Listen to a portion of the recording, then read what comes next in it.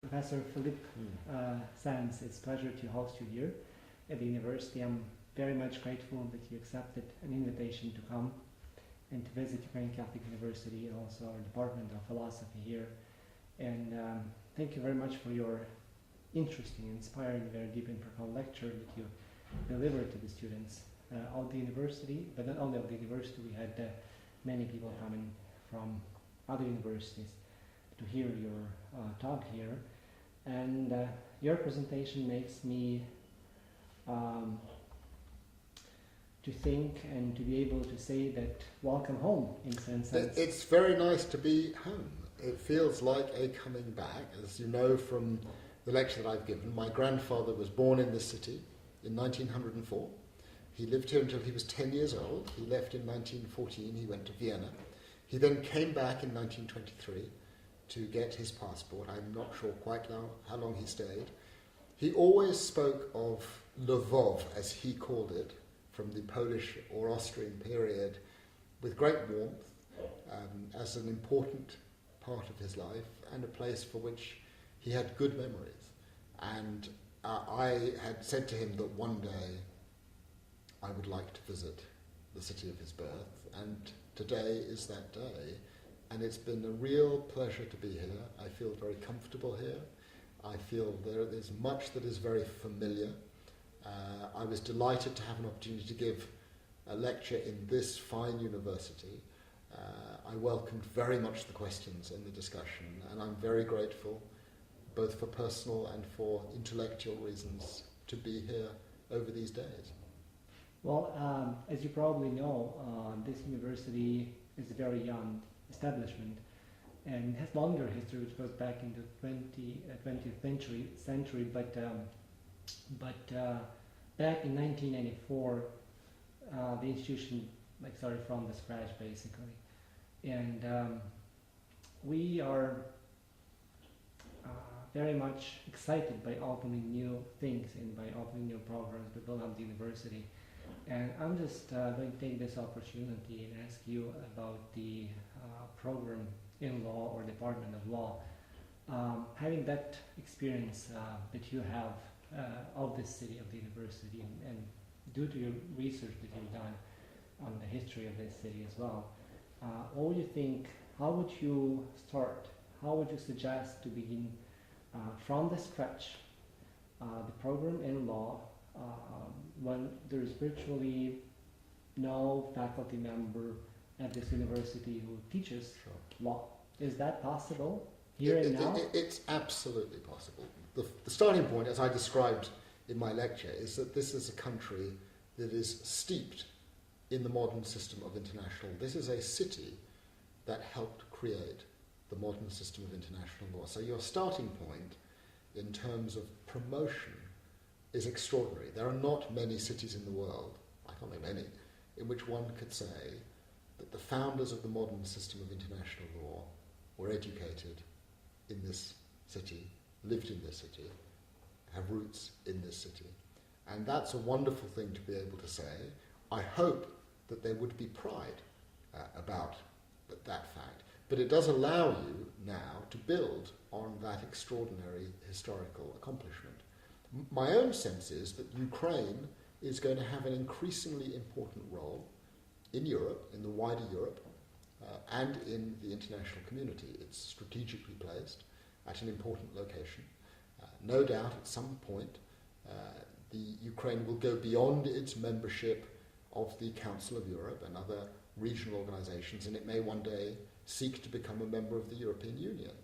And I think that one area of immediate focus is in European law, because you're going to need a generation of bright, hard-working, intelligent, interesting Ukrainian lawyers who have expertise in European law. You don't want outsiders doing your European law for you. You have wonderful lawyers here. I've met some of the students during the course of today. They're very impressive individuals. They are the raw materials for the next generation of Ukrainian lawyers who are engaging in European issues. And then my personal hope would be, given the unique place of Lviv in the international legal order, that you focus also on the international legal order, both the private and the public, that you build on the accomplishments in the field of international humanitarian law, international human rights law, international criminal law, international economic law, and that you consider the possibility of creating a centre of excellence, as we call it, applying the higher standards for scholarship and research and teaching and training that generation that will come forward. Lviv is in a unique place, and I think you'll find many people who will be very supportive of your effort to strengthen and make even greater the contribution to the international legal order. Well, thank you for that inspiring answer. I'm kind of smiling because often it happens that people who come from abroad may so powerfully reinforce us here that you really are kind of discovering your own potential. I mean, to know your own potential, it's not that easy thing. I mean, not always look into the mirror, you see how potentially powerful or good you might be, and then that perspective that you offer, and which is kind of very suggestive in many regards, really kind of reinforces and basically tells you that, well, what you're doing is good, and take the next step. And this is in fact the point why we here at the university so much are involved into international communication. That's something which helps us to grow, and hopefully that also brings some good fruits for those people that come, travel, and stay with us.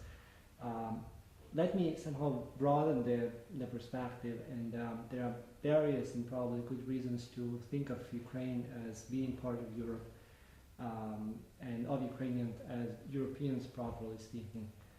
But the reasons is, the good reasons are one part of it. The other part of it is about feeling and thinking and taking yourself to be European, and your country as a European country. And I'm afraid there is some kind of distance with regard to that feeling. Not many, or not everyone, shall I say, is kind of relives that sense of Europeanness, of belonging to Europe here in this country. And this is also why we are so much looking forward to the Europe and trying to kind of explore and understand more. And this is also why I'm kind of asking this question to someone who is really from Europe and who kind of observes the processes which are going now in Europe, in the European Union. And I'm just kind of wondering, what's your take and perspective on that which is happening in Europe, on the process of unification? I'm wondering to which extent this process could make an important contribution to kind of a global situation, to the kind of situation where the structures of, for example, international law are being explored and developed. Is there something particular about Europe now and its possibility to make something important and significant? Europe has a history. There are aspects of that history that are very light and positive. There are aspects of that history that are darker and more difficult. And Europe lives those complexities. It seems to me clear that Ukraine is Europe. I feel here, when I walk the streets, that I am in Europe. I'm not in North America. I'm not in Africa. I'm not in South America. I'm in Europe intellectually. For this city, certainly, it is a central European intellectual city. It's no different from Vienna or from Budapest or from Berlin. And I think that any suggestion that somehow this is of the other seems to me counterintuitive. Now, the question of how deeply integrated in the institutions of Europe this country becomes is obviously a political issue. There's no bar to Ukraine becoming a member of the European Union. It's not like Morocco applying to become a member of the European Union. obviously, if Ukraine wishes to become a member of the European Union, I would have thought the European Union, provided all the conditions are met, would welcome a move in that direction. So the bigger issue for the Ukraine, in a sense, is whether it points east or whether it points west. And that's an internal matter. That's a matter for the country as a whole to decide on. It's not for outsiders, certainly not for me, to make recommendations or express desires. But assuming that Ukraine wishes to take that direction, then I would have thought all possibilities are there, and the introduction and integration of Ukraine into the institutions of Europe, personally, I would say this, given my own family background, would be seen by someone like me as a very welcome development. So I think all the possibilities are there. Europe has become wider in terms of its membership, and the European community, I think, is obviously an increasingly important actor on the international arena. So that's, I think, a positive answer to the question that you posed. And then my third question or comment and final is related to the issue of morality and values. And here in Ukraine, I think that majority of our people are really kind of disappointed with politicians, shall I say, which basically send a very clear message. I mean, the politicians that moral rules and moral principles non-exist. That's basically the conclusion that you make when you're kind of following the political debates and acts and what they do and how they act and behave themselves. And that creates a great damage to the country and to the people, because they kind of might take that for granted, that moral principles aren't really the key things, or there's kind of complete and total relativism present in that sphere. So I guess my question in that regard would be, from your perspective, from your professional work and life, to which extent moral principles, moral standards, values support the architecture, so to speak, of international law, or maybe there is something which kind of follows in kind of in a way what's happening sadly here in this country. Well, I mean, international law reflects a set of values. There are complex and difficult issues on which different reasonable people have different views, and international law does not impose solutions to those kinds of issues. We discussed some of them in the course of the lecture and the questions and answers today, and I think we're all very sensitive to these issues. But it goes back really to the writings of Herschel Lauterpacht. If you read the doctoral thesis of Herschel Lauterpacht, written in 1927, drawing analogies between international and domestic law, if you read his book on a Bill of Rights, the idea of modern international human rights, you'll see that the central theme of his work is the idea that the law needs to reasonably reflect values of decency and justice and fairness, recognizing that everyone, every human person, has certain minimum rights, and every human person also has certain responsibilities. Nobody is above the law, and nobody is above reproach if they break rules. That applies to legal rules, and it applies to ethical rules and to moral rules. And the law is able to work when it reflects broadly held systems of values. When the disconnect arises between the law on the one hand and a reasonable set of values on the other hand, the law ceases to function in an efficient and effective way.